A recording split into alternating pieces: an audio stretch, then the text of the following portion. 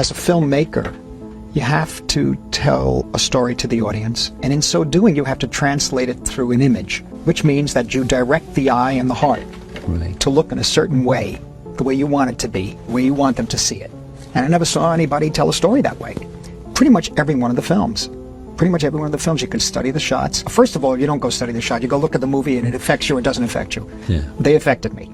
And then I went back, when I began to learn more about filmmaking, I went back and I kept saying, why is that one so powerful? Why is it so powerful? I went back and I tried to trace backwards the shots. And then eventually, I started making films before there was video. So I had to do this going from theater to theater, So it was a different thing. I was trying to write down notes. Yeah. So why does something stay with you for so many years? Why do the tracking shots and Paths of Glory stay with you? It's really a person with a very strong, powerful storytelling ability, talent, genius, who could create a solid rock image that has conviction, and that is the image. What's in that frame stays in that frame. What isn't in the frame is out, and that's it. You have to compose it in that frame. I didn't know he was a still photographer before.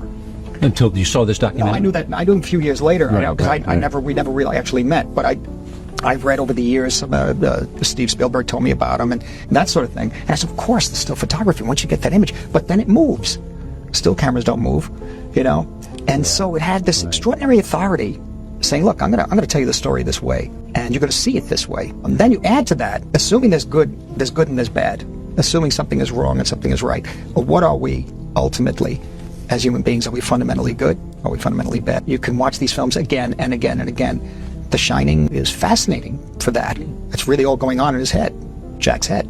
Yeah. Well, even Eyes Wide Shut, with the husband touching areas that he probably should have left alone, being too confident about himself in a relationship. Remarkable film.